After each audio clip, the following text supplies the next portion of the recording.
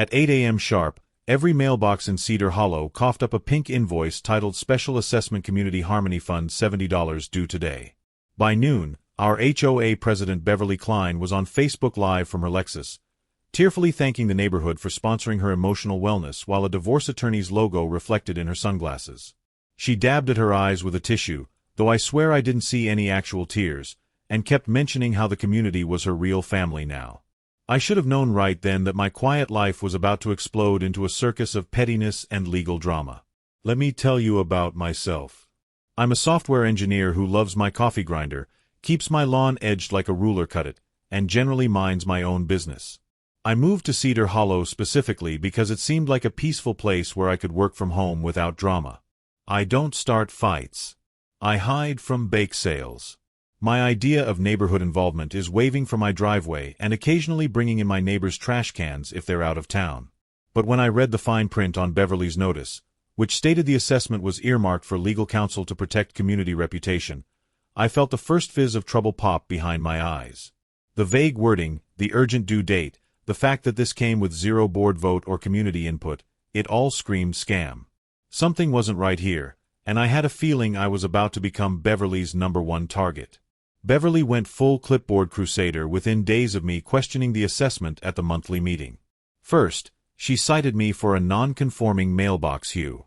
My mailbox was black, exactly like every other mailbox on the street, but she swore with a straight face that it was charcoal adjacent and therefore in violation of Section 12.3 of the HOA guidelines. She actually brought paint swatches to prove her point, holding them up to my mailbox while neighbors watched from their windows. Then she photographed my recycling bin at 6:01 p.m. and fined me $50 for overnight bin loitering, even though pickup wasn't until 7 a.m. the next morning. The photo she submitted as evidence literally showed the sun still up in the background. The next week, I caught her in my side yard at 6:30 in the morning with a tape measure. She was actually measuring my rosemary bushes, claiming they exceeded the unsanctioned herb height limitation of 18 inches. When I asked her to leave my property, she cited some obscure easement clause and said she was conducting a routine horticultural compliance check. She had a whole binder with tabs for different violation categories, and my name appeared on most of them. Meanwhile, those pink invoices kept multiplying like rabbits. The memo lines evolved from Harmony Fund to Reputation Defense Suite to Strategic Life Transition Support. One actually said Community Morale Restoration Fee, which was rich considering she was the one destroying community morale. The rumor mill started churning out stories faster than Beverly could write citations. Apparently, I was harassing Beverly online, even though I didn't have any social media accounts besides a LinkedIn I hadn't updated in 3 years. I had allegedly threatened the community pool noodles, which turned out to mean I'd suggested we didn't need to replace them every single summer. Some people even whispered that I might be the reason her marriage had cratered, as if I had anything to do with her husband Craig moving to a studio apartment downtown after 23 years of marriage. Beverly's lieutenants, 2 polyester windbreaker-wearing women named Marcy and formed what they called a compliance patrol. They had matching visors with CP embroidered on them and carried clipboards that they consulted with theatrical frequency. They jogged past windows at all hours, whispering into walkie-talkies with the fervor of mall cops at Comic-Con. They took photos of everything, measured grass blade heights with actual rulers, documented the angle of parked cars, and once I even caught them trying to peer through my garage door windows to see if my car was parked at the regulation angle. That actually brought a protractor to measure the degrees of deviation from parallel parking standards. The assessments kept coming with increasingly creative justifications. $70 here for neighborhood beautification emergency response, which apparently meant pressure washing the sidewalk in front of Beverly's house. $70 there for legal consultation regarding community standards enforcement, which we later learned meant paying her lawyer to write threatening letters to anyone who questioned her authority. Some homeowners were now 3 or 4 payments deep, and Beverly kept finding new reasons to send out those pink slips. She even started a neighborhood watch newsletter called the Cedar Hollow Sentinel where she published violation statistics with barely disguised references to specific homeowners. Guess who topped the list every single week with violations like excessive coffee grinding noise and suspicious package deliveries, which were just my Amazon orders. My elderly neighbor, Mr. Chen, got cited for ethnic cooking odors when he made his traditional Sunday dumplings. The young couple with the newborn got fined for excessive infant crying during nighttime hours. Even the mail carrier got a warning for aggressive package placement. Beverly was spiraling, and her need for control and cash was becoming more desperate by the day. Then Beverly finally overstepped in a way that would cost her everything. She emailed our bank a board resolution authorizing her to open a litigation escrow account funded by the $70 assessments. The problem was, she had forged the signatures of 3 board members. One of them had moved to Arizona in 2019 and hadn't been on the board for years. Another one, and I'm not making this up, had been dead for 6 months, and we'd all attended his funeral where Beverly had given a speech about community values. The third signature belonged to Gwen Park, who was very much alive, very much local, and very much furious when she found out. Beverly then mailed delinquency threats to anyone who hadn't paid, using certified mail with return receipt requested, claiming that liens would be filed against their properties by Friday. The letters included fabricated late fees compounding daily and threats of foreclosure proceedings. She was getting desperate and sloppy. The same night, she called in a noise complaint about my supposed chainsawing after midnight. The responding officer arrived to find me in my kitchen at 7 a.m., grinding coffee beans for my morning espresso.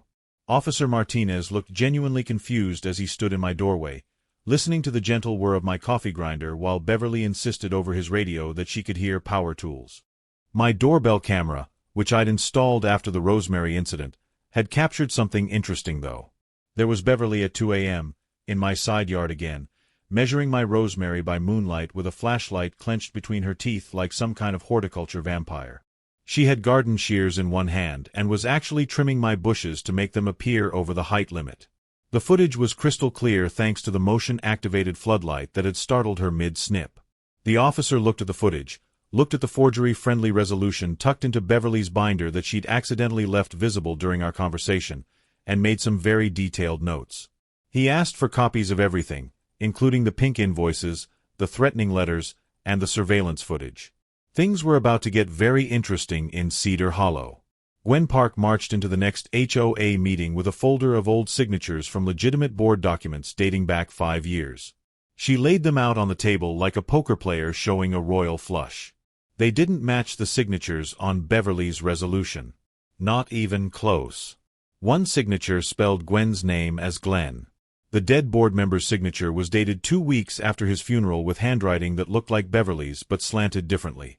The bank had already frozen the escrow account after someone, turns out it was Gwen herself, tipped them off about the suspicious authorization.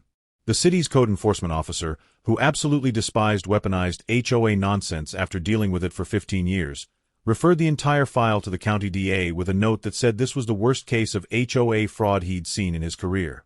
Then our retired neighbor, an ex-IRS auditor who wore Hawaiian shirts year-round and had been watching this drama unfold with barely contained glee, volunteered to take a peek at the HOA's books. He spent 3 days going through everything with forensic precision. What he found was spectacular in its brazenness. There were $5,740 in checks written to counseling by Kendra, who turned out to be not a counselor at all, but a high-priced divorce attorney specializing in aggressive litigation and hiding assets.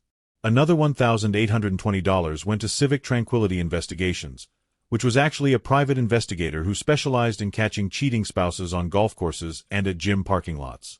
There were receipts for spa treatments labeled as office supplies, designer handbags categorized as community event decorations, and restaurant bills for Beverly's wine nights with Marcy and listed as board meeting expenses. The DA's office loved the phrase conversion of funds. The HOA's insurance carrier loved the phrase not covered under any circumstances and immediately sent a cancellation notice. The emergency town hall meeting was standing room only with people spilling out into the hallway. Beverly attempted what can only be described as a filibuster about vibes-based governance, and how the spiritual health of the community required flexible interpretation of financial guidelines. She actually used the phrase emotional infrastructure and suggested that her divorce was a community tragedy that we all needed to heal from together. She had prepared a 40-slide PowerPoint about the connection between her personal wellness and property values. I waited patiently through 20 minutes of this nonsense, then queued up the projector I'd brought. First slide was Beverly's own Facebook Live video thanking us for funding her emotional wellness, with the divorce attorney's website clearly visible in her sunglasses. Second slide was the bank's freeze letter stating suspected fraudulent activity. Third slide was my doorbell footage of her measuring and then trimming my rosemary by moonlight. Fourth slide showed the forged signatures highlighted in cheerful neon yellow with the real signatures displayed below for comparison. The fifth slide was the piece de resistance, a spreadsheet showing every cent of misappropriated funds with receipts attached. The crowd turned instantly. The whispers became murmurs, then angry shouts. Someone yelled that they'd skipped their own car repair to pay her stupid assessment. Another person mentioned missing their kid's birthday dinner because they were working overtime to cover the fees. The DA investigator, who had been sitting quietly in the back row taking notes, stood up and walked to the front. No handcuffs, no drama. Just a crisp packet of papers labeled with language that made Beverly's face drain of color. Felony forgery, attempted fraud, and mail-based intimidation. The state was also considering racketeering charges given the organized nature of the scheme with Marcy and Dot. When someone asked about getting their Harmony Fund money back, I suggested we rename it Refund Day. The room erupted in cheers and applause. The escrow was ordered to be liquidated and returned to homeowners immediately with interest. I took my $70 refund check, stapled it to Beverly's original pink invoice, and pinned it to the community corkboard with a sprig of rosemary tucked behind it like a tiny green dagger. Beverly was removed from the board by unanimous vote with Marcy and abstaining after their lawyer advised them to remain silent, banned from any HOA leadership position for 10 years by judge's order, fined $23,000 in restitution and legal fees, and sentenced to 300 hours of community service. Her assigned task, in what I can only describe as poetic lightning, was to repaint every charcoal-adjacent mailbox back to standard black under the supervision of Gwen Park, who brought a folding chair and a jug of lemonade she labeled perjury aid. Beverly's face when the judge read that sentence was a masterpiece of shock, her mouth opening and closing like a fish gasping for air, her perfectly manicured nails digging into her designer handbag, her clipboard clattering to the floor as she realized her reign of pink invoices and midnight rosemary measuring had finally, definitively ended.